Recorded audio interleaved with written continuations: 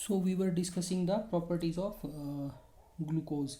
So next are the reactions of various reaction of glucose, and I will write them here. It is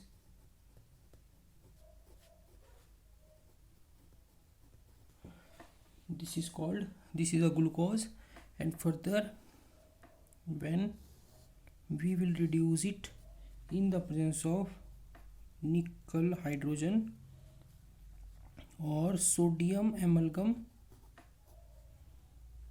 water. In the presence of nickel hydrogen or sodium amalgam water, glucose will be reduced to glucitol. Glucitol means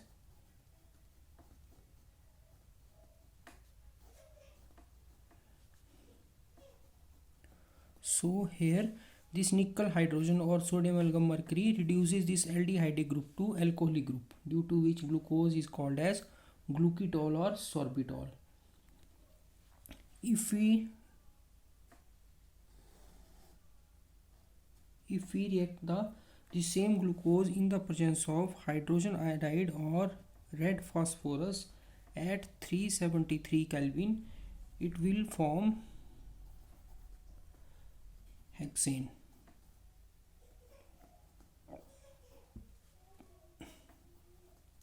This is hexane, plus there will be a secondary product called 2-iodohexane.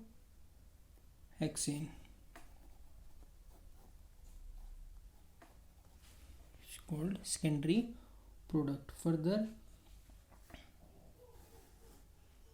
in the presence of bromine water, glucose will be reduced to gluconic acid.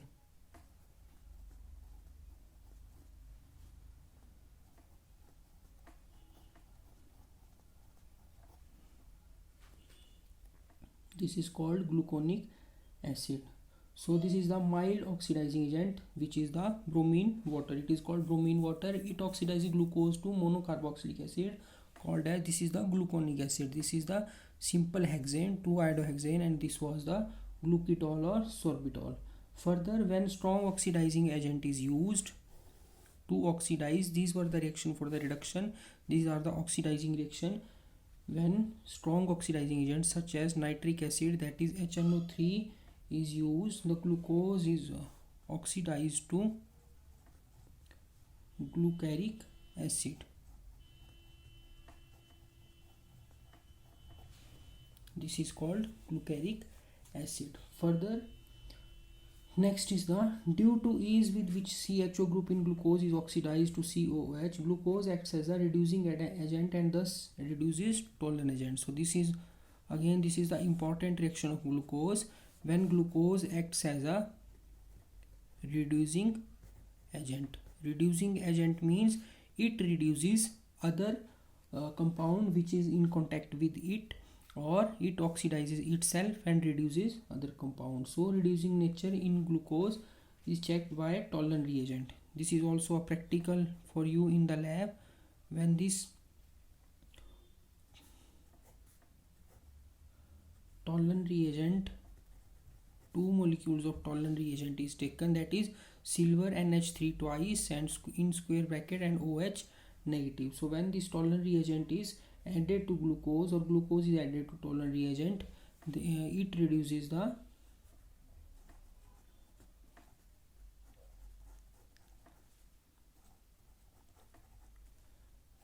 glucose to ammonium gluconate.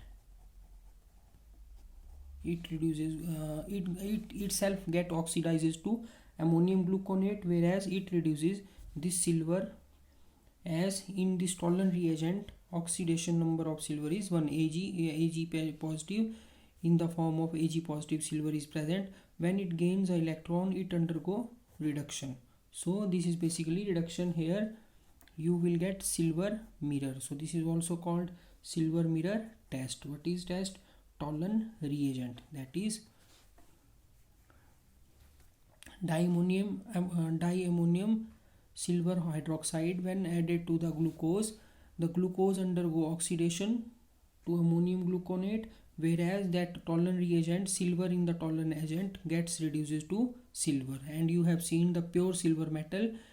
So that is in the like mirror, in the pure form silver exists as a mirror like form. So here silver is deposited on the walls of container or on the bottom. Further there is the this reaction. So this is the reducing agent. Further it also reduces Benedict solution. Benedict solution is when cupric plus 5 hydroxide plus Na positive, it is called Benedict solution. It is called Benedict solution.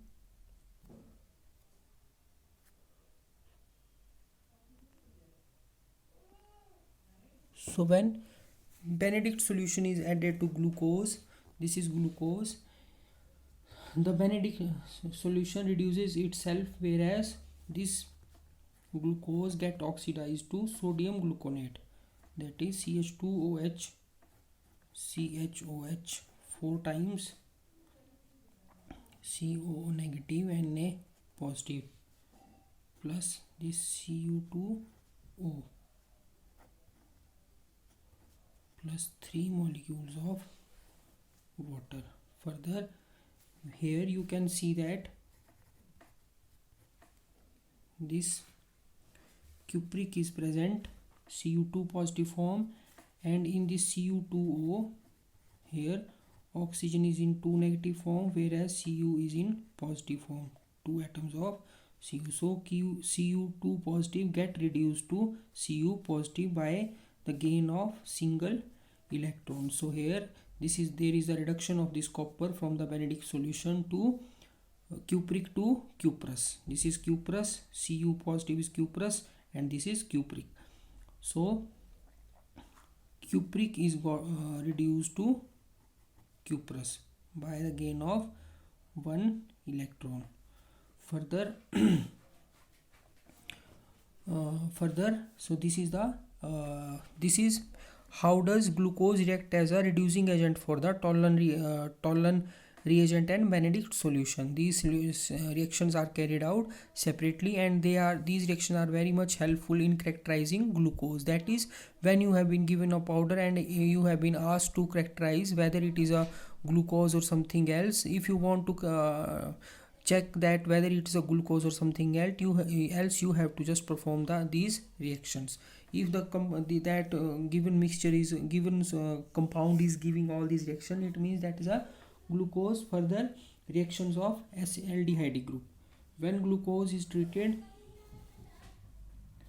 with acetic anhydride, that is this is acetic anhydride in the presence of pyridine, it forms pentaacetate C6H7O OCOCH3 5 times. Further 5 molecules of acetic acid CH3COOH. So these are the sum of reaction.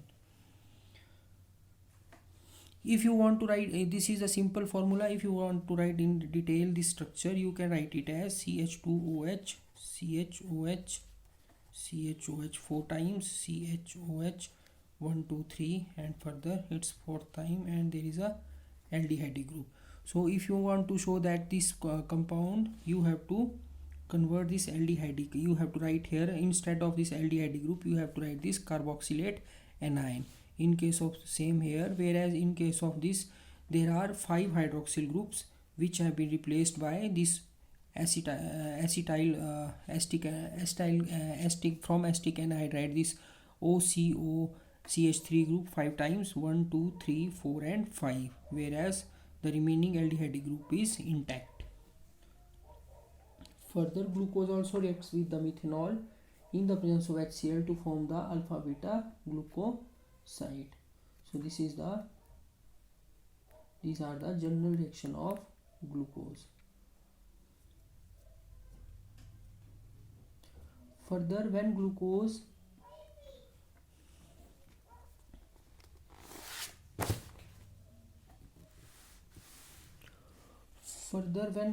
is treated with HCl, it results in the formation of 5-hydroxymethyl furfural. This is very much characteristic reaction for the glucose. First of all, you have to write the structure of glucose.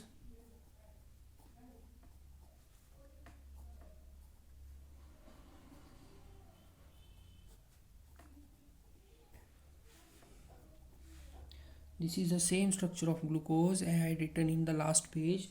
What is the difference? Difference is very small, as here I had write it in this ring form to explain the formation of products. That will make the reaction will quite easy.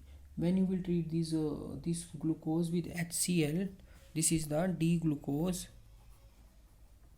We always write as D plus glucose. Why we write it as D plus glucose? Why we write this D and plus in front of glucose? That we will take later on. Here there is the formation of furfural. This is the furfural.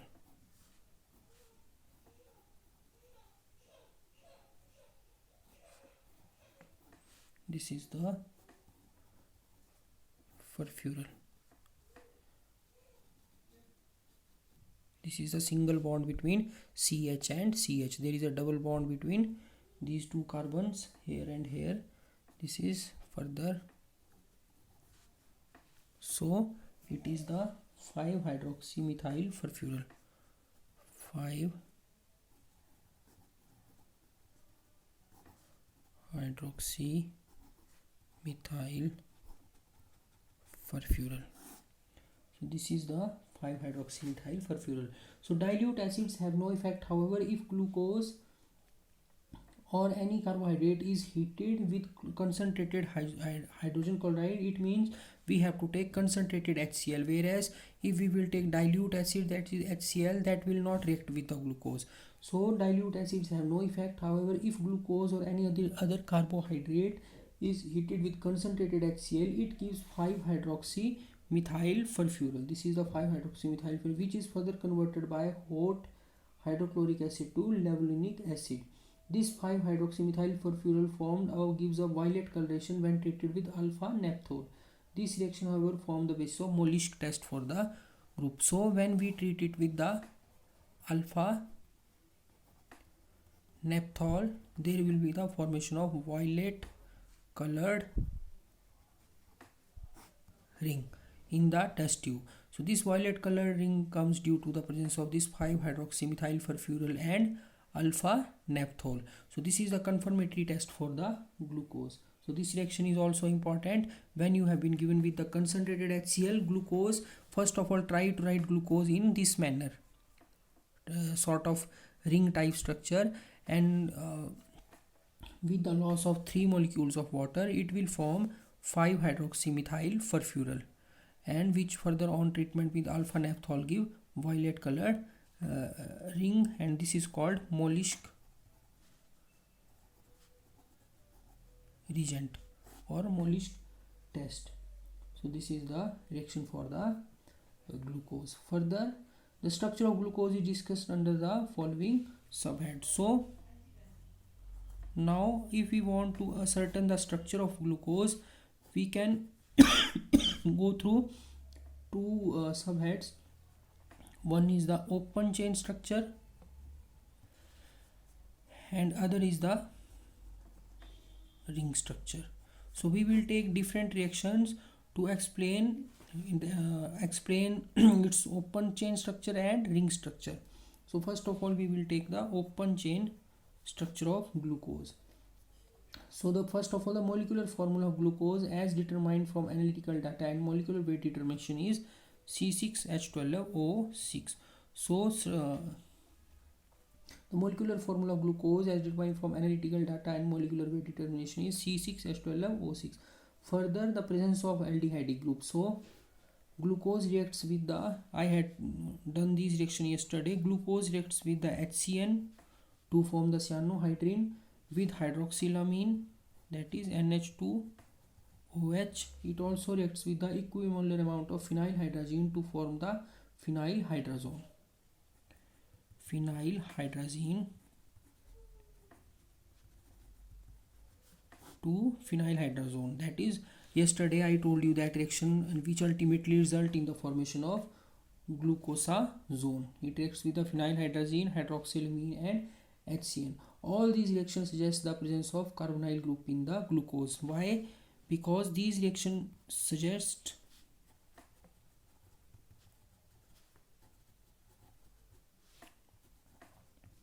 the presence of carbonyl group in the glucose. Carbonyl group in the glucose. Why? Because all these reagents reacts with the carbonyl group, and that reaction I told you yesterday, where with the HCN there was the formation of cyanohydrine. You can go through yesterday's lecture. With hydroxylamine there is the formation of oxime. With phenylhydrazine there was the formation of phenylhydrazone. So on mild oxidation with bromine water, glucose gives gluconic acid, an acid containing the same number of carbon atoms as glucose. So glucose reacts with the bromine to form the gluconic acid. So that reaction I also told you. That reaction suggests that the carbonyl group present in the glucose must be an aldehyde group. So first of all, we have confirmed with these three reagents that there is the presence of carbonyl group. Now we want to ascertain what kind of carbonyl group this is, whether it is ketone or aldehyde. So when we treated the glucose with bromine water, this reaction right now I told you, this reaction here, this was the reaction of bromine water with the this. So this reaction told us that this carbonyl group is the in glucose is the aldehyde group. So first of all we did these three reactions. After that we treated this glucose with the bromine water. Further presence of 5 hydroxyl group. So we want to ascertain the presence of hydroxyl groups. So what we did, we treat that glucose with the acetic anhydride, and there was the formation of, what was the result? Glucose pentaacetate was formed. Pentaacetate means these 5 acetate groups got attached to these 5 hydroxyl groups. So acetic anhydride reacts with the hydroxyl group, and it reacts, there was a formation of pentaacetate. So it means that acetic anhydride reacts with the 5 hydroxyl groups present in the glucose.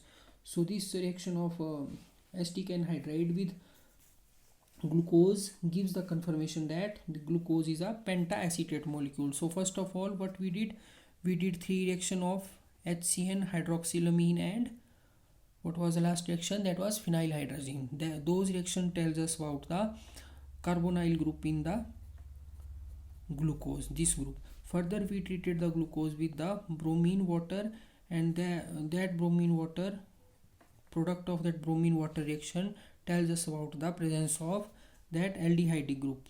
Type of carbonyl group is the aldehyde group present in the glucose. Further we treated the glucose with the phenylhydrazine. Treatment with phenylhydrazine result in the formation of glucosazone. So further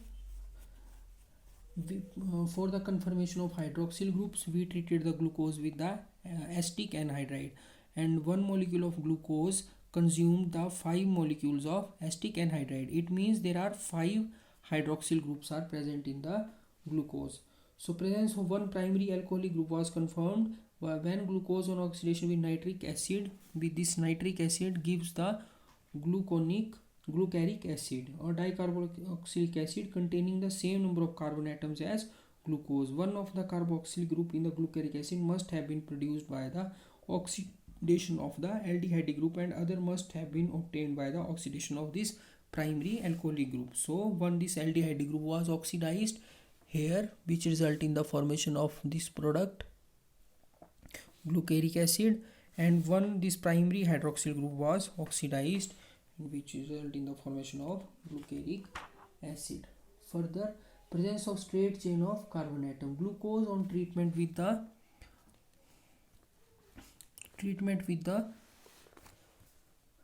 this hydrogen iodide. Glucose on reduction with the hydrogen iodide and red phosphorus at 373 Kelvin. This is 373 Kelvin temperature. Gives a mixture of N-hexane and 2-iodohexane. N-hexane and 2-iodohexane. This indicates that 6 carbon atoms in glucose are arranged in a straight chain. This can be further confirmed if we treat the glucose cyanohydrin with the acid and water, acidic hydrolysis. There will be the formation of heptanoic acid. So these are the some confirmatory reaction for the open chain structure of the glucose. Further, next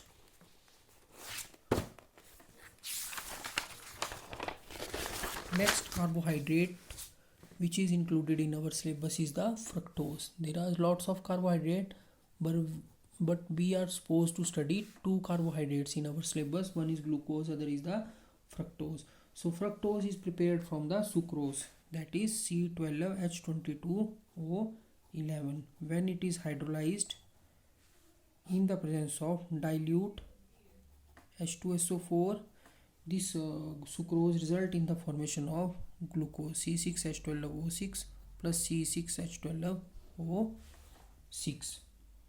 When the hydrolysis is complete, the acidic solution is neutralized with barium carbonate and precipitated barium sulfate is removed by the filtration. The filtrate is treated with the slacked lime. When calcium fructosate, being less soluble, gets precipitated while calcium glucosate remains in the solution. Calcium fructosate is separated by the filtration, suspended in water and decomposed by passing CO2 through the suspension. When calcium carbonate gets precipitated while fructose remain in the solution.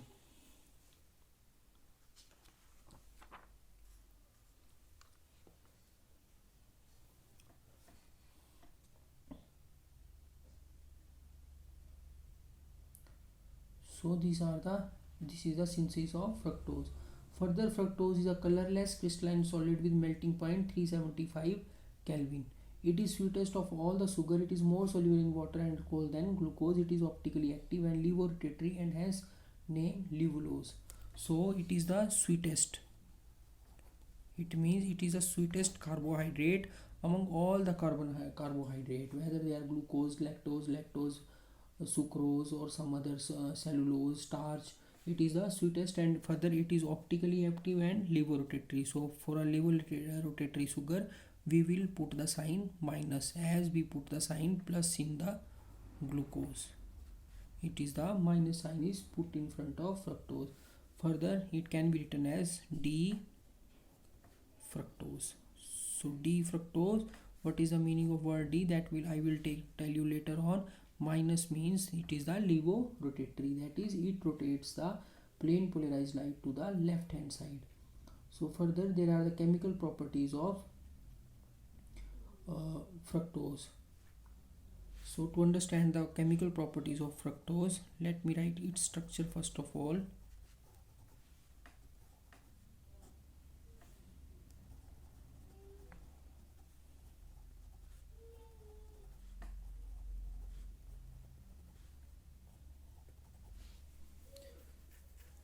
Oh, sorry.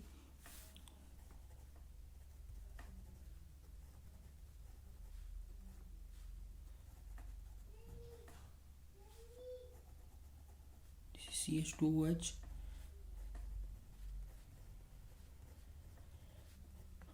So there is the carbonyl group on the second carbon, whereas in case of what was glucose, there was the carbonyl group on the first carbon. It means the structure of if you remember, structure of glucose was like this. CHO group was here and all other carbon was possessing a hydroxyl group, whereas in case of fructose, the carbonyl group is present on the second carbon. So the glucose was aldose due to presence of this aldehyde group, whereas the fructose is a ketose. fructose is a ketose due to presence of ketonic group on the second carbon. So we will study the reactions of ketonic group first of all. This is the ketonic group. So if we will treat this compound with the HCN, there will be the formation of, I will write the product on this second carbon, only, whereas the rest of the structure will remain same. So there will be the formation of this compound, whereas the rest of the compound is same, that is here CH2OH, and on this side this remaining group exists. So this, on this carbonyl group, there is the formation of this fructose cyanohydrin, whereas in case of glucose there was the formation of glucose cyanohydrin. Reaction was on this first carbon, as carbonyl group was present on this carbon. So this is the reactivity center for the HCN reaction. If we will treat this fructose with hydroxylamine, then again there will be the formation of this compound NOH, and rest of the structure will remain same, and it means here it will be CH2OH, and on rest of the carbon 1 2 3 4 carbon will possess same remnant structure that will reside here on this side. So it is not so tough. Next reaction is with the phenylhydrazine. So phenylhydrazine, when treated with an equimolar amount of phenylhydrazine, the fructose form phenylhydrazone. So here again phenylhydrazone is formed on this carbonyl carbon, where this carbonyl carbon changes to this phenylhydrazone bearing carbon, that is NNHC6H5, and rest of the structure remains the same, that is on first carbon there is CH2OH group as in these cases, earlier cases, and on this side, left hand side, all the structure remains same. So this is the fructose phenylhydrazone. Further, with excess of phenylhydrazone, fructose form an osazone which is identical with that of glucose. So this is again same reaction. Here equimolar mixture was taken. Equimolar means if 1 mole of fructose was taken, 1 mole of phenylhydrazine was taken. If 2 moles of this fructose was taken, 2 molecule of phenylhydrazine was taken. And further there is the, if this fructose is treated with the excess of phenylhydrazine, then there is a formation of glucosazone. And formation of glucosazone, and I already had told you in the last lecture, where glucose reacts with the excess of phenylhydrazine, which result in the formation of glucosazone. And there was mechanism also, one was Fischer mechanism and other was the modern mechanism. So these are the some of the reaction. Next reactions are oxidation reducing reaction and open chain structure of fructose, that we will take later on.